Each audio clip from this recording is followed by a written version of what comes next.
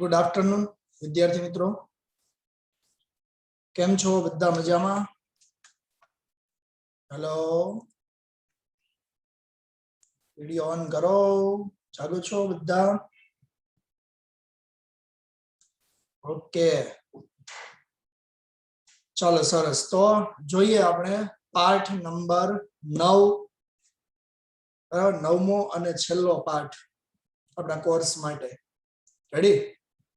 આમ તો આમ જોઈએ તો આપણો કોર્સ પૂરો થઈ ગયો, કારણ કે આપણે જે ભણાવવાનું હતું એ બધું કમ્પ્લીટ થઈ ગયું, પણ આ એક પાઠ છે, આપણો એક્સ્ટ્રા પાઠ છે, બરાબર ને?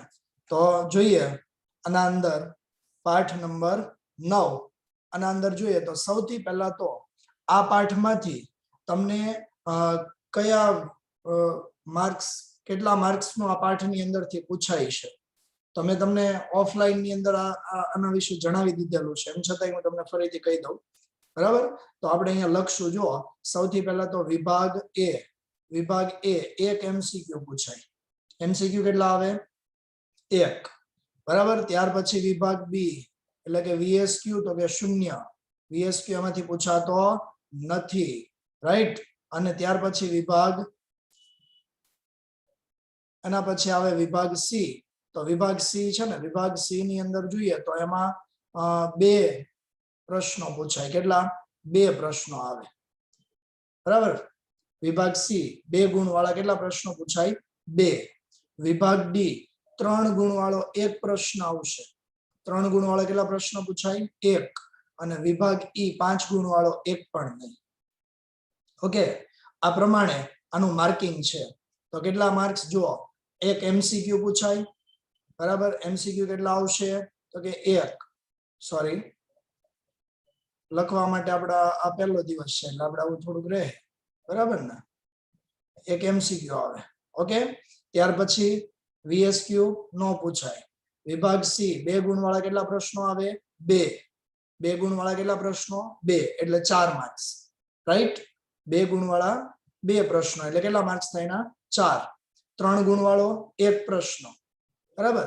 અને અહીંયા જે લખ્યા છે ને એ મેં પ્રશ્ન લખેલા છે, બરાબર. આના માર્ક્સ લખવા હોય તો આના માર્ક્સ કેટલા થાય? 2 ગુણ્યા 2, 2 ગુણ્યા 2 એટલે કે 4 માર્ક્સ થાય આના. રેડી? એવી રીતે અહીંયા જોઈએ તો આના માટે 3 ગુણ્યા 1 એટલે કેટલા થાય? 3 માર્ક્સ આના. તો 4 માર્ક્સ આના, 3 માર્ક્સ આમાંથી, 4 ને 3 7, 7 ને 1 માર્ક્સ આનો, એટલે ટોટલ કેટલા થઈ ગયા? 8, બરાબર. તો આપણે અહીંયા લખવું હોય તો કેટલા માર્ક્સ લખવાના થાય? ટોટલ 8 માર્ક્સ માટેનો આ પાઠ છે આપણો. સમજ પડે છે? કેટલા માર્ક્સ માટેનો આ પાઠ થાય? 8 માર્ક્સ, 8 ગુણ માટેનો આ પાઠ આપણો થાય. ઓકે, તો આના અંદર હવે જોઈએ આપણે તો આટલો પહેલા ખ્યાલ આવી ગયો તમને? સમજ પડી ગઈ? કમ્પ્લીટ સમજ પડી? Okay, ready? ફરીથી એકવાર રિપીટ કરી દઉં છું. વિભાગ એ MCQ 1 પૂછાશે. વિભાગ બી 0, VSQ 1 પણ નથી આવતો. વિભાગ સી 2 ગુણ વાળા કેટલા પ્રશ્નો આવે? 2. 3 ગુણ વાળો 1 પ્રશ્ન અને 5 ગુણ વાળા કેટલા પ્રશ્નો? તો કે 1 પણ નહીં. ટોટલ કેટલા માર્ક્સ થાય? 8 માર્ક્સ. ક્લિયર? ટોટલ કેટલા માર્ક્સ માટેનો આ પાઠ છે? તો કે 8 માર્ક્સ માટેનો આ પાઠ છે, બરાબર ને? ઓકે, આના અંદર જોઈએ તો પ્રસ્તાવના જોઈએ. પહેલા સૌથી પહેલા તો આપણે શું જોશું? એની પ્રસ્તાવના. રેડી? પ્રસ્તાવનાની અંદર જોઈએ તો ભારતના નાણાકીય માળખાને મુખ્યત્વે કેટલા ભાગમાં વહેંચ્યું છે? તો કે 2 ભાગમાં વિભાજિત કરવામાં આવેલું છે. કેટલા ભાગમાં વિભાજિત કર્યું છે? 2 ભાગ. તમને આ દેખાય છે? આના કરતા રેડ પેન લઈ લઈએ તો વધારે મજા આવશે આપણને, હે ને? ઓકે, હાલો, લઈ લીધી હો, મેં રેડ પેન લઈ લીધી. તમને ખબર નહીં પડે, હું પેન બદલી નાખી ને તો, બરાબર છે? તો ભારતના નાણાકીય માળખું છે એને મુખ્યત્વે કેટલા ભાગમાં વિભાજિત કર્યું?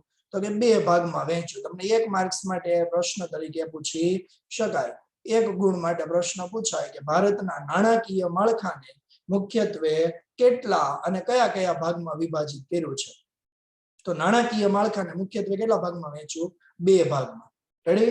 પેન અથવા પેન્સિલ હાથમાં રાખજો એટલે તમારે આને જરા ટિક માર્ક કરતું જવાનું. MCQ તરીકે આ પૂછી શકાય. VSQ તરીકે તો આમાંથી નથી પૂછાતું, બરાબર ને? આપણે ઉપર જોઈ ગયા હમણાં, અહીંયા જોયું ને કે VSQ વિભાગ બી માંથી 1 પણ પ્રશ્ન નથી પૂછાવાનો, તો VSQ તરીકે પૂછાતો નથી. પરંતુ MCQ તરીકે એક પ્રશ્ન આવી શકે કે ભારતના નાણાકીય માળખાને મુખ્યત્વે કેટલા અને કયા કયા ભાગમાં વિભાજિત કર્યું? તો મુખ્યત્વે એને બે ભાગમાં વહેંચવામાં આવેલું છે. ઓકે, તો એ કયા બે ભાગ છે? તો કે એક ઔપચારિક નાણાકીય માળખું, ઔપચારિક અથવા અને બીજું શું કહેવાય? તો કે સંગઠિત. ઔપચારિક નું બીજું નામ શું? સંગઠિત. રેડી? ઔપચારિક કયો અથવા સંગઠિત કયો, અને બીજું જે માળખું છે ને એને બિન સંગઠિત અથવા અનૌપચારિક કહી શકાય. કેવું કહી શકાય? બિન સંગઠિત અથવા તો બીજું શું કહેવાય? આને અનૌપચારિક. રેડી? નાણાકીય માળખું છે અને બે ભાગમાં વિભાજિત કરેલું છે. તમને પ્રશ્ન તરીકે પૂછાય કે ભારતમાં નાણાકીય માળખું એને મુખ્યત્વે કેટલા ભાગમાં વિભાજિત કર્યું? તો કે બે ભાગ. કયા કયા? એક ઔપચારિક નાણાકીય માળખું અને બીજું અનૌપચારિક. રેડી? ઔપચારિક અને બીજું અનૌપચારિક. અથવા એને બીજું કેવું હોય તો શું કહેવાય? તો કે સંગઠિત અને બિન સંગઠિત. શું કહેવાય? સંગઠિત અને બિન સંગઠિત. રેડી? આ એક એમસીક્યુ તરીકે તમને પૂછી શકાય કે નાણાકીય માળખાને કેટલા ભાગમાં વહેંચ્યું? તો બે ભાગમાં. ઓકે, હવે જોઈએ તો સંગઠિત નાણાકીય માળખું. સંગઠિત નાણાકીય માળખામાં નાણાકીય બજાર એ મહત્વનું ઘટક છે. તમને પ્રશ્ન તરીકે બીજો પૂછવામાં આવે કે સંગઠિત નાણાકીય માળખું છે. કેવું માળખું? સંગઠિત નાણાકીય માળખું. માળખામાં નાણાકીય બજાર કેવું? તો કે મહત્વનું ઘટક ગણવામાં આવે છે. સંગઠિત નાણાકીય માળખું છે એમાં નાણાકીય બજાર એ મહત્વનું ઘટક છે. અને ઔપચારિક, અહીંયા બીજો પ્રશ્ન તમને પૂછી શકાય કે ઔપચારિક નાણાકીય માળખું એ મુખ્યત્વે કેટલા ઘટકોનું બનેલું છે? તો કે 4. રેડી? ઔપચારિક નાણાકીય માળખું, તમને અહીંયા કીધું હતું ને કે ભારતમાં નાણાકીય માળખું છે ને એને બે ભાગમાં વહેંચ્યું. એક ઔપચારિક અને બીજું અનૌપચારિક, અથવા એને બીજું કેવું હોય તો સંગઠિત અને બિન સંગઠિત. રાઈટ? હવે ઔપચારિક નાણાકીય માળખું છે એ પાછું કેટલા ઘટકોનું બનેલું છે? તો કે 4. તમને અહીંયા બીજો એમસીક્યુ તરીકે પ્રશ્ન પૂછી શકાય કે ઔપચારિક નાણાકીય માળખું એ મુખ્યત્વે કેટલા ઘટકોનું બનેલું છે? તમને અહીંયા પ્રશ્ન તરીકે પૂછાય શું? તો કે ઔપચારિક નાણાકીય માળખું. કેવું? ઔપચારિક નાણાકીય માળખું મુખ્યત્વે કેટલા ઘટકોનું બનેલું છે? તો કે 4 ઘટકોનું. બરાબર છે? ઔપચારિક નાણાકીય માળખું એ મુખ્યત્વે કેટલા ઘટકોનું બનેલું છે? 4 ઘટકોનું. રેડી? કયા 4 ઘટકો છે? તો જુઓ, એક પહેલું તો કે નાણાકીય સંસ્થા. સૌથી પહેલું ઘટક કયું? નાણાકીય સંસ્થાઓ. પછી બીજું તો કે નાણાકીય સાધનો. ત્રીજું નાણાકીય સેવા. અને ચોથું નાણાકીય બજાર. કયા 4 ઘટકોનું બનેલું છે ઔપચારિક માળખું? એક નાણાકીય સંસ્થા. બરાબર? પહેલું નાણાકીય સંસ્થા, પછી બીજું નાણાકીય સાધનો. બરાબર? બીજું શું છે? નાણાકીય સાધનો. પછી ત્રીજું છે એ નાણાકીય સેવાઓ. શું છે? નાણાકીય સેવાઓ. અને ચોથું છે એ નાણાકીય બજાર. રેડી? આ 4 ઘટકો છે. કોના? તો કે ઔપચારિક નાણાકીય માળખું. કયું? ઔપચારિક નાણાકીય માળખું એ મુખ્યત્વે કેટલા ઘટકોનું બનેલું છે? 4. જો તમને 1 માર્ક્સ માટે પ્રશ્ન નથી, મતલબ વીએસક્યુ નથી પૂછાતો. જો વીએસક્યુ પૂછાય તો તમને આ રીતે પૂછી શકાય, પરંતુ પાછું 2 માર્ક્સ માટે અહીંયા પ્રશ્ન પૂછી શકાય. મેં તમને આગળ કીધું હતું ને 2 માર્ક્સ માટેનો પ્રશ્ન છે, એટલે તમને અહીંયા 2 માર્ક્સ માટે આટલું એવું ઘણીવાર એમ થાય કે આટલું એવું પૂછાય તો કે હા પૂછી શકાય. રેડી? એટલે તમને અહીંયા 2 ગુણ માટે આ પ્રશ્ન તરીકે પૂછી શકાય. કેટલા માર્ક્સ માટે? 2 માર્ક્સ માટે આવી શકે. શું? તો કે ઔપચારિક નાણાકીય માળખું એ કેટલા અને કયા કયા ઘટકોનું બનેલું છે? તો ત્યાં અંડરલાઈન કરી નાખજો. બરાબર? ઔપચારિક નાણાકીય માળખું અહીંયાથી તમારે અંડરલાઈન કરવાની છે. તો ક્યાં સુધી? તો કે અહીંયા સુધી. દેખાય છે ને તમને? હું આ લખું છું, કાઉન્સ કરું છું એ. હે ને? ઓકે, સરસ. ઔપચારિક નાણાકીય માળખું મુખ્યત્વે કેટલા ઘટકોનું બનેલું છે? 4. કયા કયા 4 ઘટકો? યાદ રાખો, અહીંયા કીધું છે જુઓ, નાણાકીય સંસ્થા, નાણાકીય સાધનો, નાણાકીય સેવાઓ અને નાણાકીય બજાર. ક્લિયર? એટલું રેડી? ઓકે, ચાલો આગળ વધીએ. તો જો આમાંથી કોઈ મોટો પ્રશ્ન નથી, આ પ્રસ્તાવનામાંથી ટૂંકા પ્રશ્નો તમને પૂછી શકાય. બરાબર છે? અને આમાં પણ તમને જ્યાં પણ એવું લાગે, ડાઉટફુલ લાગે, કોઈ પ્રશ્ન તમને ન સમજ પડે, કઈ પ્રશ્ન ઉદ્ભવે, તો તમે તમારો વિડીયો ઓન કરી અને હાથ ઊંચો કરી અને તમે પૂછી શકો. રાઈટ, હું અહીંયાથી અનમ્યુટ કરીશ એટલે તમે બોલી શકશો, મને સાંભળી શકો, હું સાંભળી શકીશ તમને. રેડી? અત્યારે તમે જેમ મને સાંભળો છો, કોઈ સમજે છે, કોઈ સહન પણ કરતા હશે, પણ એ કરવું જ પડશે, એમ હાલવાનું જ નથી, હે ને? ઓકે, ચાલો જોઈએ તો આગળ. નાણાકીય બજારમાં કોનો સમાવેશ થાય? તો કે મૂડી બજાર અને નાણાં બજાર. જો અહીંયા તમને એવું કીધું હતું ને કે નાણાકીય બજાર, હે ને? નાણાકીય બજાર શેના માટે એવું કીધું હતું? જો ફરીથી હું તમને કહી દઉં કે ભારતમાં નાણાકીય માળખું છે ને એને મુખ્યત્વે બે ભાગમાં વહેંચ્યું, બરાબર? ઔપચારિક અને અનૌપચારિક. એમાંથી ઔપચારિક નાણાકીય માળખું છે એના કેટલા ઘટકો? ઔપચારિક માળખાના કેટલા ઘટકો? તો 4. આપણે અહીંયા જોયું ને 4 ઘટકો છે ઔપચારિક માળખાના. કયા 4 ઘટકો છે? તો કે એક નાણાકીય સંસ્થા, બીજું નાણાકીય સાધનો, ત્રીજું નાણાકીય સેવાઓ અને ચોથું નાણાકીય બજાર. કેટલા સાધનો છે? 4. બરાબર? હવે એના અંદર છે ને નાણાકીય બજાર. કયું? આ નાણાકીય બજાર. બરાબર ને? તો નાણાકીય બજારની અંદર આપણે સમજવાનું છે. કોના અંદર સમજવાનું છે? આ જે નાણાકીય બજાર છે એના અંદર. તો નાણાકીય બજાર છે ને એમાં બે બાબતોનો સમાવેશ થાય. નાણાકીય બજાર એમાં કોનો સમાવેશ થાય? બે બાબતો. આ નાણાકીય બજાર એમાં કેટલી બાબતોનો સમાવેશ થયો કીધું? બે બાબતો. કઈ બે બાબતોનો એમાં સમાવેશ કરવામાં આવ્યો? તો આ બે બાબતોમાં એક મૂડી બજાર અને બીજું નાણાં બજાર. એક કયું છે? તો કે મૂડી બજાર અને બીજી કઈ બાબત? તો કે નાણાં બજાર.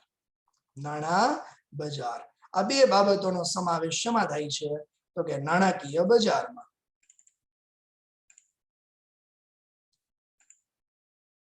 બરાબર છે? નાણાકીય બજારમાં બે બાબતોનો સમાવેશ થાય. કઈ બે બાબતો કીધી? તો કે એક મૂડી બજાર અને બીજું નાણાં બજાર. ઓકે, અહીંયા તમને પ્રશ્ન તરીકે પૂછાય કે નાણાકીય બજારમાં કઈ કઈ બાબતોનો સમાવેશ કરવામાં આવે છે? તો આ બે બાબતો. નાણાકીય બજારમાં કઈ બે બાબતો? એક મૂડી બજાર અને બીજું છે એ નાણાં બજાર. આવી બે બાબતોનો એમાં સમાવેશ કરવામાં આવે છે. રેડી? મૂડી બજાર અને બીજું શું કીધું? નાણાં બજાર. આવી બે બાબતોને એમાં શું થાય છે? સમાવેશ. ઓકે, ચાલો આગળ વધીએ. તો આગળ કીધું છે, જુઓ હવે કે મૂડી બજાર છે ને એ એવું સંગઠિત બજાર છે કે જે સમાજની બચતોને ઔદ્યોગિક સાહસ માટે મૂડી સ્વરૂપે ભંડોળ પૂરું પાડે છે. કોણ? મૂડી બજાર. સમજ પડી? મૂડી બજાર એવું સંગઠિત બજાર છે. આ કેવું બજાર છે? એવું સંગઠિત બજાર છે કે જે સમાજની બચત એટલે જે સમાજના લોકો જે નાણાંની બચત કરે છે એવી બચતોને ઔદ્યોગિક સાહસ માટે જે સમાજના લોકો જે બચત કરે છે ને એ બચત એ કોને આપે છે? એ નાણાં એ કોને પૂરા પાડે? તો કે ઉદ્યોગ ધંધાઓને મૂડી સ્વરૂપે ભંડોળ પૂરું પાડે છે. અને જેથી મૂડી બજાર એ ઔદ્યોગિક સાહસ માટે લાંબા ગાળાની મૂડી ભંડોળનું આ શું ગણાય? પ્રાપ્તિ સ્થાન. બરાબર?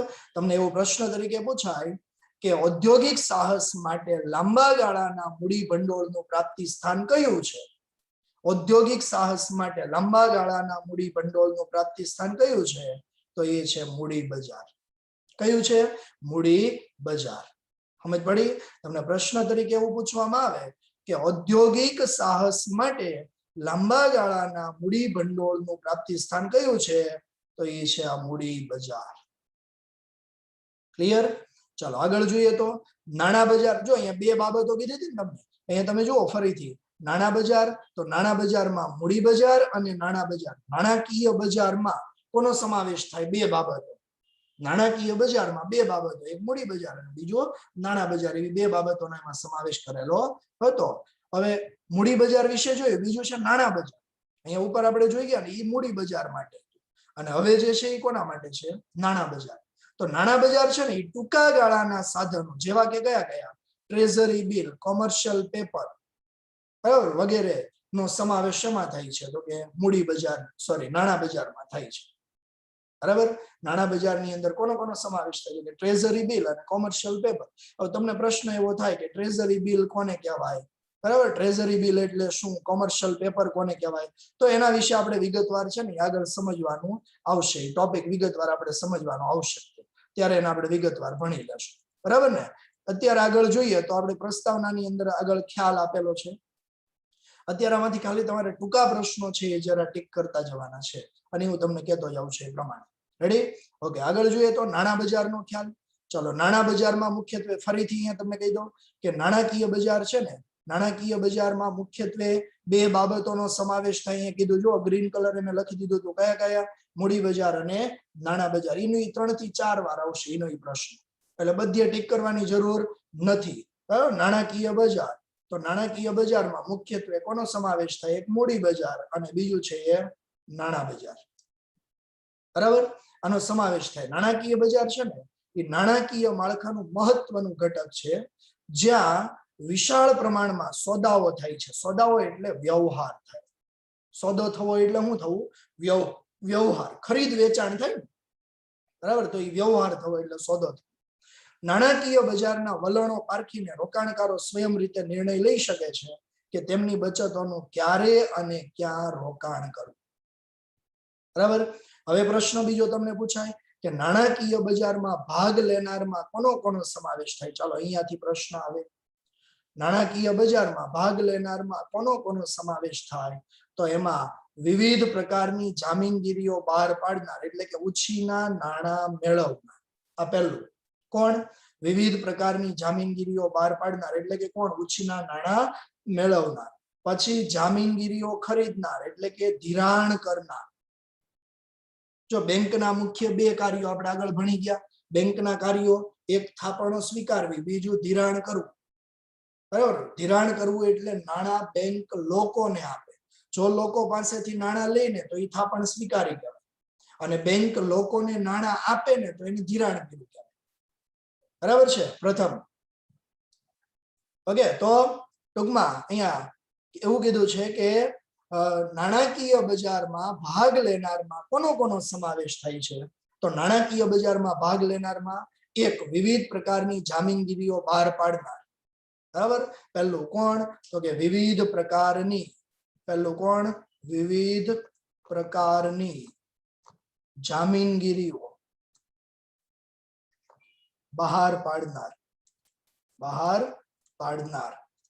બરાબર? આ પહેલું, વિવિધ પ્રકારની જામીનગીરીઓ બહાર પાડનાર. ચાલો, પછી બીજું કોણ કીધું? તો કે જામીનગીરીઓ ખરીદનાર. જામીનગીરીઓ ખરીદનાર. બરાબર? અને ત્રીજું કોણ કીધું? તો કે નાણાકીય મધ્યસ્થીઓ. કોણ? નાણાકીય મધ્યસ્થીઓ. આ ત્રણનો સમાવેશ કરવામાં આવ્યો. શેમાં? તો કે નાણાકીય બજારમાં ભાગ લેનારમાં. શેમાં? અહીંયા પ્રશ્ન આપણે લખવો હોય તો શું લખી શકાય? તો કે નાણાકીય બજારમાં ભાગ લેનારમાં કોનો સમાવેશ થાય છે? રેડી? નાણાકીય બજારમાં ભાગ લેનારમાં કોનો સમાવેશ થાય છે? પ્રશ્ન તમને આ રીતે પૂછી શકાય. તો નાણાકીય બજારમાં જો તમને આ પણ પ્રશ્ન 1 અથવા 2 ગુણ માટે પૂછી શકાય. કેટલા ગુણ માટે પૂછાય? 1 અથવા 2 માર્ક્સ. તમને 1 માર્ક્સ માટે આના અંદરથી પ્રશ્ન નથી પૂછાતા, મતલબ MCQ પૂછાય, VSQ નથી પૂછાતા. તો આનો આ જ પ્રશ્ન છે એ તમને 2 માર્ક્સ માટે આવી શકે. બરાબર? 2 માર્ક્સ માટે આનો પ્રશ્ન પૂછી શકાય. ઓકે, ચાલો આગળ જોઈએ તો નાણાં બજારને મુખ્યત્વે 2 ભાગમાં વહેંચવામાં આવ્યું છે. ફરીથી હું તમને યાદ કરાવું. નાણાકીય બજારને મુખ્યત્વે કેટલા ભાગમાં વહેંચ્યું? અહીંયા ગ્રીન કલરે લખ્યું હતું. આ ત્રીજી વાર આનો મુદ્દો રિપીટ થયો છે. એક મૂડી બજાર અને બીજું નાણાં બજાર. જો અહીંયા તમને કીધું છે કે નાણાકીય બજાર એને મુખ્યત્વે 2 ભાગમાં વિભાજિત કર્યું. એક મૂડી બજાર અને બીજું કયું? નાણાં બજાર. રેડી? તો ફરીથી લીટી કરવાની કોઈ જરૂર નથી. હવે મૂડી બજાર છે ને એ, હવે અહીંયા જો ખાસ આ મૂડી બજાર છે ને એ કેવું બજાર છે? તો કે લાંબા ગાળાની જામીનગીરીઓનું બજાર છે. કોણ? મૂડી બજાર. એ કેવું બજાર છે? તો કે લાંબા ગાળાની જામીનગીરીનું બજાર છે. હવે લાંબા ગાળાની જામીનગીરીઓ એટલે કોણ? તો કે શેર, બીજું ડિબેન્ચર. આ લાંબા ગાળાની જામીનગીરીઓ ગણાય. પછી તો કે બોન્ડ. આ કેવી જામીનગીરીઓ છે? તો કે લાંબા ગાળાની જામીનગીરીઓ. રેડી? મૂડી બજાર છે ને એ કેવી જામીનગીરીઓનું બજાર કીધું? તો કે લાંબા ગાળાની જામીનગીરીનું બજાર કીધું. જ્યારે બીજું શું કીધું છે? જો અહીંયા 2 ભાગ કીધા તમને. એક મૂડી બજાર અને બીજું કીધું છે એ નાણાં બજાર. બીજું કયું કીધું છે? નાણાં બજાર. રેડી? નાણાં બજાર. તો નાણાં બજાર માટે જોઈએ તો નાણાં બજાર છે ને એ કેવી જામીનગીરીઓ છે? તો કે ટૂંકા ગાળાની જામીનગીરીઓ. કેવી? ટૂંકા ગાળાની જામીનગીરીનું બજાર છે.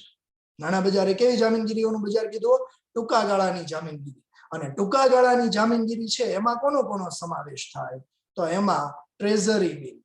પહેલું કોણ? Treasury bill. બરાબર. પછી બીજું કોણ? તો કે કોમર્શિયલ પેપર. Commercial paper. ઢોસાનું પેપર નથી હો, કોમર્શિયલ પેપર છે. હે ને? ટ્રેઝરી બિલ અને કોમર્શિયલ પેપર. આ બે બાબતોનો આમાં સમાવેશ થાય. જો તમને પ્રશ્ન તરીકે પૂછવામાં આવે, પ્રશ્ન શું પૂછાય? તો કે નાણાકીય બજારને કેટલા ભાગમાં વિભાજિત કર્યું છે? તો બે ભાગ. પહેલો કયો ભાગ? તો કે મૂડી બજાર. અને બીજો કયો ભાગ? નાણાં બજાર. દેખાય છે ને તમને? હેલો? ઓકે. તો મૂડી બજાર અને નાણાં બજાર. પછી તમને એવું પૂછાય કે મૂડી બજાર એટલે કેવું? તો કે લાંબા ગાળાની જામીનગીરીનું બજાર છે. અને નાણાં બજાર ઈ તો કે ટૂંકા ગાળાની જામીનગીરીનું બજાર છે. સમજ પડી? મૂડી બજાર ઈ લાંબા સમયની જામીનગીરી. જો યાદ રાખજો, મૂડી બજાર ઈ લાંબા ગાળાની જામીનગીરી અને નાણાં બજાર ઈ ટૂંકા ગાળાની જામીનગીરી. બરાબર? મૂડી બજાર અને નાણાં બજાર. મૂડી બજાર એ લાંબા સમય માટેની જામીનગીરીનું બજાર છે અને નાણાં બજાર છે કેવી જામીનગીરીનું બજાર છે? ટૂંકા ગાળાની જામીનગીરીનું બજાર છે. બરાબર?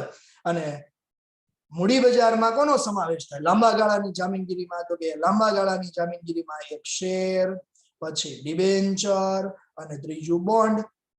જ્યારે ટૂંકા ગાળાની જામીનગીરીઓમાં તો કે ટ્રેઝરી બિલ અને બીજું કોમર્શિયલ પેપર નો એમાં સમાવેશ કરવામાં આવે છે. જો અહીંયા પણ તમને આપેલું છે, તમે અંડરલાઈન કરવી હોય તો આ રીતે લીટી કરી શકો. રેડી? હવે પાછું એવું કીધું છે કે મૂડી બજાર છે ને એને પાછું બે ભાગમાં વિભાજિત કર્યું છે. કોને? મૂડી બજારને. રેડી? મૂડી બજારને કેટલા ભાગમાં વહેંચ્યું એવું કીધું? બે ભાગ. ચલો તો અહીંયા આપણે લખવું પડે.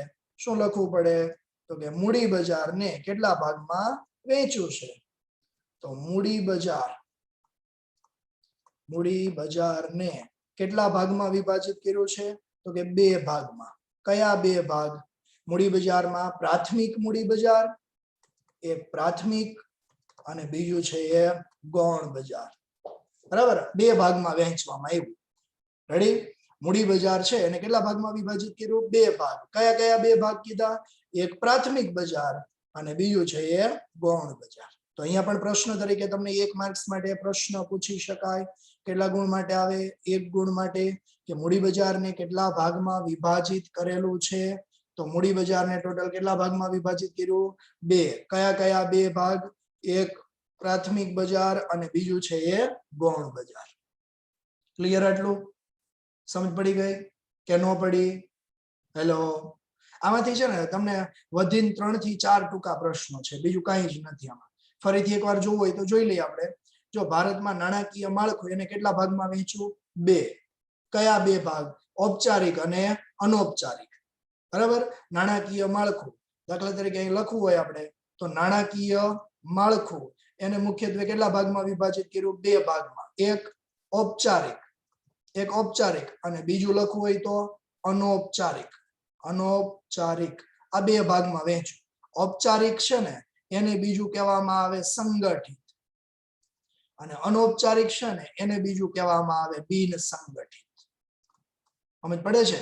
ઔપચારિકને શું કહેવાય? સંગઠિત. અને અનૌપચારિકને શું કહેવાય? બિન સંગઠિત. ઓકે? તમે ઔપચારિક કયો કે સંગઠિત કયો, બે એકનું એક જ છે. અને એવી જ રીતે અનૌપચારિક કયો કે બિન સંગઠિત કયો. રાઈટ? તો નાણાકીય માળખું છે એને બે ભાગમાં વિભાજિત કર્યું, ઔપચારિક અને અનૌપચારિક. આ પહેલો પ્રશ્ન. ચાલો બીજો પ્રશ્ન તમને 2 માર્ક્સ માટે પૂછાય કે ઔપચારિક નાણાકીય માળખામાં કોનો કોનો સમાવેશ થાય છે? અથવા ઔપચારિક નાણાકીય માળખું મુખ્યત્વે શાનું બનેલું છે? કયા 4 ઘટકો? તો એમાં 4 ઘટકો. એક નાણાકીય સંસ્થા, બીજું નાણાકીય સાધનો, ત્રીજું નાણાકીય સેવાઓ અને ચોથું નાણાકીય બજાર. રેડી? આ 4 બાબતો. કઈ કઈ? ઔપચારિક નાણાકીય માળખું એને કઈ 4 બાબતો? નાણાકીય સંસ્થા, નાણાકીય સાધનો, નાણાકીય સેવા અને નાણાકીય બજાર. ઓકે, ચાલો ત્યાર પછી બીજો પ્રશ્ન પૂછાય તમને તો એ મૂડી બજાર છે ને એ સોરી નાણાકીય બજાર છે, નાણાકીય બજાર એને કેટલા ભાગમાં વહેંચ્યું તો બે ભાગ. અહીંયાથી તમને જો બીજો પ્રશ્ન 1 માર્ક્સ માટે અહીંયા પૂછી શકાય કે મૂડી બજાર છે, નાણાકીય બજાર છે એમાં તો કે મૂડી બજાર અને નાણાં બજાર બે ભાગમાં વહેંચ્યું. ઓકે, ચાલો ત્યાર પછી પ્રશ્ન પૂછવામાં આવે તો નાણાકીય બજારમાં ભાગ લેનારમાં કોનો કોનો સમાવેશ થાય એવો પ્રશ્ન પૂછાય. નાણાકીય બજારમાં ભાગ લેનારમાં તો એક વિવિધ પ્રકારની જામીનગીરીઓ બહાર પાડનાર, આ પહેલું. પછી જામીનગીરીઓ ખરીદનાર અને ત્રીજું નાણાકીય મધ્યસ્થીઓ. આ ત્રણનો સમાવેશ શેમાં થાય નાણાકીય બજારમાં ભાગ લેનાર. તમને આ પ્રશ્ન જો પૂછાય તો કેટલા માર્ક્સ માટે આવે 2 ગુણ માટે. રેડી? ત્યાર પછી કીધું છે કે મૂડી બજાર છે એ લાંબા ગાળાની જામીનગીરીનું બજાર છે અને એમાં કોનો કોનો સમાવેશ થાય મૂડી બજારમાં કોનો કોનો સમાવેશ થાય તો કે શેર, ડિબેન્ચર અને બોન્ડ. અને નાણાકીય બજાર છે ટૂંકા ગાળાની જામીનગીરી જેમાં ટ્રેઝરી બિલ, કોમર્શિયલ પેપર નો સમાવેશ થાય છે. ઓકે, પછી જોઈએ તો મૂડી બજાર અહીં આપણે જોઈ ગયું ને પહેલું જોયું આપણે, બરાબર. આ પહેલું જે જોયું એ શું છે તો કે મૂડી બજાર. તો મૂડી બજાર છે ને એને કેટલા ભાગમાં વહેંચ્યું તો કે બે ભાગમાં. કયા બે ભાગ?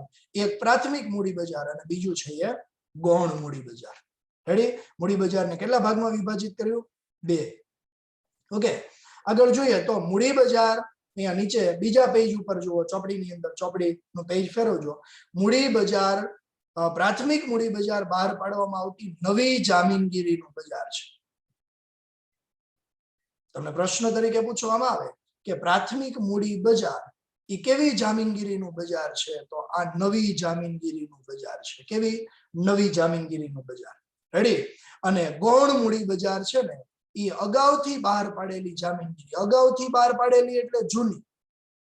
અગાઉથી અથવા એને કેવી કહેવાય? જૂની. ખ્યાલ આવ્યો તમને? અહીંયા મૂડી બજાર તમને એવો પ્રશ્ન કીધો ને કે પ્રાથમિક મૂડી બજાર એ બહાર પાડવામાં આવતી કેવી તો કે નવી જામીનગીરીનું બજાર છે. જ્યારે ગૌણ એટલે તો કે શેર બજારમાં જેમાં અગાઉથી જામીનગીરીઓ બહાર પાડવામાં આવેલી હોય અથવા હયાત જામીનગીરીઓ તો એને કહેવાય ગૌણ બજાર. ટૂંકમાં બે, પ્રાથમિક બજાર અને ગૌણ બજાર. મૂડી બજાર છે એને બે ભાગમાં વિભાજિત કર્યું, એક પ્રાથમિક બજાર અને બીજું ગૌણ બજાર. તો પ્રાથમિક બજાર છે ને એ નવી જામીનગીરીઓનું બજાર છે અને ગૌણ બજાર છે ને એ અગાઉથી બહાર પાડેલી એટલે કે કેવી જૂની જામીનગીરીઓનું બજાર છે. ક્લિયર? હવે અહીંયા તમને કીધું છે જો નાણાકીય બજાર એને મુખ્યત્વે કેટલા ભાગમાં વહેંચ્યું? બે. એક મૂડી બજાર અને બીજું નાણાં બજાર. ઓકે, આખો ચાર્ટ આ પ્રમાણે છે કે નાણાકીય બજાર એને કેટલા ભાગમાં વિભાજિત કરવામાં આવે. 2 ગુણ માટે તમને પ્રશ્ન તરીકે પૂછી શકાય. 2 માર્ક્સ માટે પૂછાય નાણાકીય બજારને કેટલા ભાગમાં વહેંચી શકાય તો નાણાકીય બજારને બે ભાગમાં, એક મૂડી બજાર અને બીજું નાણાં બજાર. બીજો પ્રશ્ન અહીંયા તમને 1 માર્ક્સ માટે પૂછવામાં આવે કે મૂડી બજાર છે એને પાછું કેટલા ભાગમાં વહેંચવામાં આવે તો એને બે ભાગ, પ્રાથમિક બજાર અને ગૌણ બજાર. જે આપણે અહીંયા ભણી ગયા એનું એ જ છે, ચાર્ટ જોઈ ગયા ને એનું એ જ. રેડી? મૂડી બજાર અને નાણાં બજાર. એમાં મૂડી બજાર છે એને પાછું કેટલા ભાગમાં વહેંચ્યું? બે ભાગ. કયા? પ્રાથમિક અને ગૌણ. ક્લિયર? તો આટલે સુધી આ પ્રસ્તાવના હતી અને એક ટૂંકા પ્રશ્ન તરીકે આમાંથી જેટલું પૂછાય આ બધું આ ટૂંકા પ્રશ્ન તરીકે આમાંથી આવે. સમજ પડી ગઈ? એટલું આ પ્રસ્તાવના, આમાંથી ટૂંકા પ્રશ્નો પૂછાય, આમાંથી બીજું કઈ મોટો પ્રશ્ન કોઈ પૂછાય એવો નથી. રેડી? હવે પછી જે પ્રશ્ન છે એ આપણો અહીંયા હવે જે પ્રશ્ન તમારે લખવાનો છે અહીંયા પ્રશ્ન લખી નાખજો. નાણાં બજાર છે ને ત્યાં કે નાણાં બજારનો અર્થ આપી અને તેની લાક્ષણિકતાઓ જણાવો. પ્રશ્ન શું પૂછાય? પ્રશ્ન એવો પૂછવામાં આવે કે નાણાં બજારનો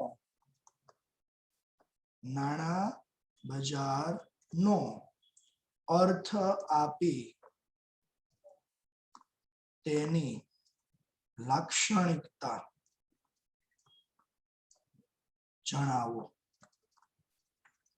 કેટલા માર્ક્સ માટે આવે તો કે 3 માર્ક્સ માટે પૂછી શકાય. કેટલા માર્ક્સ માટે પૂછાય? 3 માર્ક્સ માટે. રેડી? નાણાં બજારનો અર્થ આપી, અર્થ અથવા વ્યાખ્યા આપી અને તેની લાક્ષણિકતાઓ જણાવો. આવી રીતે પ્રશ્ન પૂછાય. તો જોઈએ નાણાં બજાર છે ને એ ટૂંકા ગાળા માટેના સાધનો, અસ્કયામતો એટલે મિલકતોનું બજાર છે. નાણાં બજાર એ કેવી મિલકતોનું બજાર છે ટૂંકા ગાળાની મિલકતોનું આ શું છે બજાર. બીજું નાણાંની નજીકની અવેજી ધરાવતી નાણાકીય અસ્કયામતોનું સાધન એટલે નાણાં બજાર. ચલો અહીંયા તમને 1 માર્ક્સ માટે પ્રશ્ન તરીકે પૂછી શકાય કે નાણાં બજાર કોને કહેવાય? તો નાણાંની નજીકની અવેજી ધરાવતી નાણાકીય અસ્કયામતોનું બજાર એટલે એને શું કહેવાય? નાણાં બજાર. તમને વ્યાખ્યા તરીકે પૂછાય. જો વ્યાખ્યા આમ તમને 1 માર્ક્સ માટે આવી આમ VSQ તરીકે નથી પૂછાતો, પણ આમાં તમને પૂછી નાખે કે ભાઈ નાણાં બજારની વ્યાખ્યા આપી અને તેની લાક્ષણિકતા જણાવો, તો વ્યાખ્યાનો 1 માર્ક્સ હોય એમાં. રેડી? નાણાં બજાર કોને કહેવાય? તો નાણાંની નજીકની અવેજી ધરાવતી નાણાકીય અસ્કયામત. અસ્કયામત એટલે મિલકતો કે સાધનોનું બજાર, એટલે એને શું કીધું? નાણાં બજાર. રેડી? વ્યાખ્યા જો પૂછાય તો નાણાંની નજીકની અવેજી ધરાવતી નાણાકીય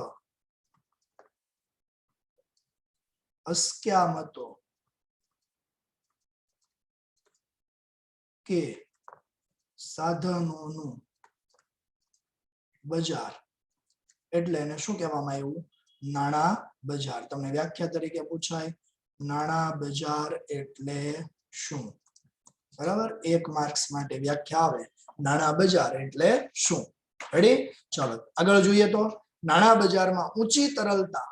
તરલતાનો મતલબ શું થાય? તરલતા એટલે લિક્વિડિટી, રોકડમાં થતું રૂપાંતર. તરલતાનો મતલબ શું થાય? રોકડમાં થતું એનું રૂપાંતર. ઓકે, તો નાણાં બજારમાં ઊંચી તરલતાનો ગુણ ધરાવતી નાણાકીય અસ્કયામતોનો વેપાર થાય છે. ચલો અહીંયા તમને પ્રશ્ન એવો પૂછાય કે નાણાં બજારમાં કેવી નાણાકીય અસ્કયામતોનો વેપાર થાય? અસ્કયામત એટલે કે મિલકતો. કેવી મિલકતોનો વેપાર થાય? તો ઊંચી તરલતાનો ગુણ ધરાવતી હોય, ઝડપથી રોકડમાં રૂપાંતર થતું હોય ને એવી મિલકતોનો આમાં શું થાય છે? વેપાર. બરાબર? કેવી મિલકતોનો વેપાર થાય? તો કે જે ઝડપથી શેમાં રૂપાંતર પામતું હોય? રોકડમાં. ઝડપથી રોકડમાં રૂપાંતર થતું હોય. બરાબર? ઝડપથી રોકડમાં રૂપાંતર થતું હોય એવી મિલકતોનો વેપાર. બીજું, ટૂંકા ગાળા માટે નાણાં ઉછીના મેળવવાનું અને નાણાંનું ધિરાણ કરવાનું આ બજાર છે. તમને પ્રશ્ન તરીકે પૂછાય કે કેવા સમય માટેનું આ બજાર? તો કે ટૂંકા ગાળા માટેનું બજાર છે. ટૂંકા ગાળા માટે નાણાં ઉછીના મેળવવાનું અને નાણાંનું શું કરવાનું? ધિરાણ. એક તો નાણાં ઉછીના મેળવવામાં પણ આવે છે અને નાણાંનું શું થાય છે? ધિરાણ. ધિરાણ કરવું એટલે નાણાં આપવા. નાણાં ઉછીના લે અને જે કોની પાસેથી નાણાં લે? તો કે જેની પાસે નાણાં છે, જે લોકો બચત કરે છે એની પાસેથી નાણાં ઉછીના લે અને બીજા અન્ય વ્યક્તિને જેને જરૂરિયાત છે એને નાણાં આપે છે. બરાબર? એટલે ટૂંકા ગાળા માટે નાણાં ઉછીના મેળવવાનું અને ધિરાણ કરવા માટેનું આ શું છે? બજાર. બીજું આગળ કીધું છે કે 1 વર્ષ કે તેથી ઓછા સમય માટે પાકતી મુદ્દત ધરાવતી જામીનગીરીનું બજાર. ચાલો તમને પ્રશ્ન એવો પૂછાય કે નાણાં બજાર છે, નાણાં બજાર એની મુદ્દત શું હોય? મુદ્દત કેટલી હોય? તો કે 1 વર્ષ. કેટલી? 1 વર્ષ કે તેથી કેવો સમય કીધો? ઓછા સમય માટે. રેડી? 1 વર્ષ કે તેથી ઓછા સમય માટેની પાકતી મુદ્દત ધરાવતી આ બજાર. પ્રશ્ન તરીકે પૂછાય 1 વર્ષ કે તેથી ઓછા સમય માટે પાકતી મુદ્દત ધરાવતી જામીનગીરીનું આ શું ગણાય? બજાર છે. ચલો આના અંદર આ પહેલા ફકરાની અંદરથી 1 માર્ક્સના પ્રશ્નો નીકળ્યા. પછી બીજું આગળ જોઈએ તો નાણાં બજારમાં કેટલા પક્ષકારો હોય? તો કે 2 પક્ષકારો, એક નાણાંનું ધિરાણ કરનાર અને બીજા નાણાં ઉછીના મેળવનાર. ચલો નાણાં બજારમાં કેટલા પક્ષકારો? પક્ષકારો કેટલા હશે? તો કે 2. એક નાણાંનું શું કરે છે? ધિરાણ, અને બીજું તો કે નાણાં ઉછીના મેળવનાર. આવા 2 પક્ષકારો છે, ધિરાણ કરનાર અને નાણાં ઉછીના મેળવનાર. રેડી? ચલો એ પણ અંડરલાઈન કરી રાખજો તમે. બરાબર? અહીંયા નાણાંનું ધિરાણ કરનાર અને નાણાં ઉછીના મેળવનાર. ચલો આગળ જોઈએ તો નાણાં ધીરનારાઓમાં મુખ્યત્વે હવે જો નાણાંનું અહીંયા કીધું ને તમને 2 પક્ષકાર. કયા 2 પક્ષકાર? એક ધિરાણ કરનાર અને બીજું નાણાં ઉછીના મેળવનાર. ચલો તો ધિરાણ કરનારમાં કોનો સમાવેશ થાય? ધિરાણ કરનારમાં મુખ્યત્વે તો કે reserve bank of India, RBI. બરાબર? RBI એટલે કે રિઝર્વ બેંક ઓફ ઇન્ડિયા. ત્યાર પછી બીજું તો કે વેપારી બેંકો. ત્યાર પછી ત્રીજું કીધું છે સહકારી બેંકો. રેડી. અને પછી કીધું છે શરાફી પેઢીઓ. શરાફ આ બધા એનો સમાવેશ શેમાં થાય? તો કે નાણાંનું ધિરાણ કરનાર.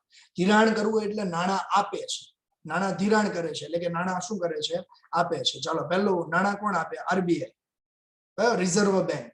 પછી બીજું તો કે વેપારી બેંકો. વેપારી બેંક એટલે જે બેંકની પાછળ મર્કન્ટાઇલ શબ્દ લાગતો હોય ને, મર્કન્ટાઇલ શબ્દ લાગતો હોય એને વેપારી બેંક કહેવાય. કેટલીક બેંકો, જ્યારે કોઈ બેંકની સ્થાપના થઈ ને ત્યારે અમુક ચોક્કસ હેતુથી બેંકો સ્થપાયેલી. પ્રથમ બેંકોની સ્થાપના થઈ ને ત્યારે ચોક્કસ હેતુથી બેંકોની સ્થાપના થઈ. જેમ કે તમે જુઓ HDFC બેંક છે, housing development finance corporation. Housing development વધુમાં વધુ છે ને આ હોમ લોન પૂરી પાડે છે. કેવી લોન આપે છે? આ વધારેમાં વધારે હોમ લોન. આનો મતલબ આ જ્યારે આ બેંકની સ્થાપના થઈ ને ત્યારે એનો ઉદ્દેશ શું હતો? તો કે વધારેમાં વધારે લોકો ઘરવાળા બને. ઘરવાળા મતલબ મકાનવાળા બને. અને જો મકાનવાળા બને તો જ ઘરવાળા બને. અત્યારે આપણો નિયમ જ છે ને, બરાબર ને? જો વધુમાં વધુ મકાનવાળા લોકો બનશે તો જ ઘરવાળા બનશે. કેમ? તો કે જોણ કરતા પહેલા શું કરે? ઘરનું મકાન છે તો હા, નહીતર ના. એટલે ઘરવાળા બનવા માટે મકાનવાળા બનવું જરૂરી છે. એટલે આ HDFC બેંક છે ને વધુમાં વધુ શું કરે? હોમ લોન પૂરી પાડે. એટલે મતલબ આપણો કહેવાનો એ છે કે જ્યારે કોઈ બેંકોની સ્થાપના થઈ ને ત્યારે એનો ચોક્કસ હેતુ હતો. HDFC બેંક છે, પછી એવી જ બેંક છે બીજી ICICI bank, industrial credit and investment corporation of India. ICICI industrial credit, industrial એટલે ઔદ્યોગિક, ઉદ્યોગ ધંધાનો વિકાસ થાય ને એ માટે આ બેંકની સ્થાપના થઈ. એવી જ રીતે વેપારી લોકોને વધુમાં વધુ નાણાંનું ધિરાણ કરી શકાય ને એવી જે બેંકો એટલે મર્કન્ટાઇલ. તમને ખ્યાલ હોય તો બોમ્બે મર્કન્ટાઇલ કોઓપરેટિવ બેંક છે, બોમ્બે મર્કન્ટાઇલ. બરાબર? તો એ કેવી બેંક થઈ? તો કે વેપારી બેંક થઈ. એવી રીતે સહકારી બેંકો. સહકારી બેંક કોને કહેવાય? જેની પાછળ કોઓપરેટિવ શબ્દ લાગતો હોય. Varachha cooperative bank, Surat district cooperative bank. તો કોઓપરેટિવ શબ્દ લાગતો હોય એટલે એ કેવી બેંક થઈ? સહકારી. બરાબર? અને એવી જ રીતે શરાફી પેઢીઓ છે જે નાણાંનું ધિરાણ કરે છે, જે કોઈ બેંક લઈને નથી બેઠા પણ એમને જ નાણાં આપે, જોઈએ એટલા નાણાં મળતા હોય. તો એવી શરાફી પેઢીઓ જે નાણાંનું ધિરાણ કરે. આ બધાનો સમાવેશ શેમાં થાય છે? તો કે નાણાં ધીરનારમાં. એ તમને કીધું, જો નાણાં ધીરનાર છે એમાં મુખ્યત્વે કોનો સમાવેશ થાય? નાણાં ધિરાણ કરનારમાં, નાણાંનું ધિરાણ કરનારમાં મુખ્યત્વે કોનો સમાવેશ થાય છે? તો નાણાંનું ધિરાણ કરનારમાં મુખ્યત્વે રિઝર્વ બેંક ઓફ ઇન્ડિયા, પછી વેપારી બેંક, સહકારી બેંક, શરાફો વગેરેનો એમાં સમાવેશ થાય છે. જ્યારે નાણાં ઉછીના મેળવનાર હોય, નાણાં કોણ ઉછીના મેળવે? તો ખેડૂતો, વેપારીઓ, રાજ્ય સરકાર અને કેન્દ્ર સરકાર આ બધા નાણાં ઉછીના લે છે. મેં તમને બે મુદ્દાઓ કીધા હતા. જુઓ, એક નાણાંનું ધિરાણ કરે છે અને બીજું નાણાં ઉછીના મેળવે. તો ધિરાણ માટે આ કીધું. અને એવી જ રીતે નાણાં ઉછીના મેળવનારમાં ખેડૂતો, વેપારીઓ, રાજ્ય સરકાર અને કેન્દ્ર સરકાર. રેડી? ઓકે, આગળ જોઈએ તો નાણાં બજાર છે ને એ શેર બજાર જેવું કોઈ ભૌતિક સ્થળ ધરાવતું નથી. શેર બજાર છે ને એનું ભૌતિક સ્થળ, ભૌતિક સ્થળ એટલે જેને જોઈ સ્પર્શી પારખી શકાતું હોય, જ્યાં જઈ શકાતું હોય, એ ભૌતિક સ્થળ કહેવાય. નાણાં બજાર આવું કોઈ ભૌતિક સ્થળ ધરાવતું નથી. પણ શું થાય? તો કે નાણાંનો વેપાર કે લેવડ દેવડ કરતી વિવિધ સંસ્થાઓનો એક સમૂહ છે. એટલે એનું કોઈ ભૌતિક સ્થળ નથી. બરાબર? અને હવે જે વ્યાખ્યા આપી છે નાણાં બજારની વ્યાખ્યા, નાણાં બજાર એટલે કેવી હોય? તો કે ટૂંકા ગાળાની નાણાકીય મિલકતો કે જે ઊંચી તરલતા સાથે નાણાંની નજીકની અવેજી ધરાવે તેવા વ્યવહારોનું બજાર. એટલે એને કેવું બજાર કહેવાય? નાણાં બજાર. ચલો, અહીંયા વ્યાખ્યા છે, ટીક કરી દેજો. 1 માર્ક્સ માટે વ્યાખ્યા તરીકે તમને પૂછી શકાય. જો ઉપર એ તમને વ્યાખ્યા આપી હતી ને, બીજી લીટીમાં તમે જુઓ અર્થની બીજી લીટી. બરાબર? અર્થની બીજી લીટી અહીંયા પણ તમને કીધું કે નાણાંની નજીકની અવેજી ધરાવતી નાણાકીય અસ્કયામતો. અસ્કયામતો એટલે કે મિલકતો. તો અહીંયા પણ એ જ છે વ્યાખ્યામાં કે ટૂંકા ગાળાની નાણાકીય મિલકતો કે જે ઊંચી તરલતા સાથે ઝડપથી રોકડમાં રૂપાંતર થતું હોય. ઊંચી તરલતા મતલબ શું? ઝડપથી રોકડમાં રૂપાંતરિત થતું હોય. બરાબર? તો ઊંચી તરલતા સાથે નાણાંની નજીકની અવેજી ધરાવે છે અને તેના વ્યવહારોનું બજાર. એટલે એને શું કહેવામાં આવ્યું? નાણાકીય બજાર, સોરી, નાણાં બજાર. રેડી? વ્યાખ્યા પૂછાય તમને, નાણાં બજાર કોને કહેવાય? તો નાણાં બજારની આ વ્યાખ્યા થઈ. ઓકે, સમજ પડે છે તમને? હેલો, વિડીયો ઓન કરો જોઈએ જરા. સમજ પડતી હોય હાથ ઊંચો કરતા જાઓ. સમજ પડતી હોય હાથ ઊંચો કરો, અને કોઈને કઈ પ્રશ્ન હોય તો એ પ્રશ્ન પૂછી શકો.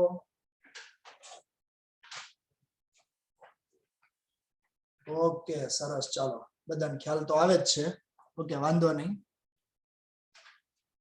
ચાલો, ઓકે, તો આગળ જોઈએ આપણે. હવે પ્રશ્ન આપણો શું હતો કે નાણાં બજારનો અર્થ આપી અને તેની લાક્ષણિકતાઓ જણાવો, એવો પ્રશ્ન હતો. રેડી? હવે આમાં જે અગત્યના મુદ્દાઓ છે ને, એના અંદર કુલ 8 મુદ્દા છે. એમાં અગત્યના જે શબ્દો હોય એને અંડરલાઈન કરવાના છે આપણે. બરાબર? એ આપણે અંડરલાઈન કરતા જઈશું. ગ્રીન પેન લઈ લઈએ એટલે એનાથી અંડરલાઈન કરશે આપણે, એટલે દેખાશે તમને. ઓકે, તો તમને 3 માર્ક્સ માટે અહીંયાથી પણ પૂછી શકાય. 3 માર્ક્સ માટે પૂછી શકાય અહીંયાથી પણ. ડાયરેક્ટ તમને એવું કહે કે નાણાં બજારની લાક્ષણિકતાઓ જણાવો. 3 માર્ક્સ માટે. કેટલા માર્ક્સ માટે પૂછાય? 3 ગુણ માટે. નાણાં બજારની લાક્ષણિકતાઓ જણાવો. જો અર્થ આપી અને લાક્ષણિકતા કહે તોય 3 માર્ક્સ માટે આવે, અને ફક્ત લાક્ષણિકતાઓ કહે તો પણ 3 માર્ક્સ માટે પૂછાય. ચાલો, તો જોઈએ. નાણાં બજાર છે ને એને મુખ્યત્વે 2 ભાગમાં વિભાજિત કર્યું. કયું? એક સંગઠિત અને બીજું અસંગઠિત. આપણે આગળ જોઈ ગયા. રેડી? નાણાં બજાર એને કેટલા ભાગમાં વહેંચ્યું? 2, સંગઠિત અને અસંગઠિત, અથવા એને બીજું શું કહેવાય? ઔપચારિક અને અનૌપચારિક. બરાબર? એટલે 2 ભાગમાં વિભાજિત કર્યું છે. સંગઠિત નાણાં બજાર અને બીજું અસંગઠિત નાણાં બજાર. ચાલો, બીજો મુદ્દો જોઈએ તો ટૂંકા ગાળાની મિલકતો કે સાધનોનું આ બજાર છે, જેની પાકતી મુદત કેટલી હોય? તો કે 1 વર્ષ કે તેથી ઓછી. જો અહીં કીધું ને તમને ટૂંકા ગાળા માટે, એટલે ટૂંકા ગાળા માટે હોય તો એની મુદત કેટલી હોય? 1 વર્ષ કે તેથી ઓછી. અહીંયા મેં લખ્યું હતું હમણાં, તમે જુઓ. દેખાય છે ને? 1 વર્ષ કે તેથી ઓછી મુદત. ટૂંકા ગાળાની મુદત એટલે 1 વર્ષ કે તેથી ઓછા સમય માટે હોય છે.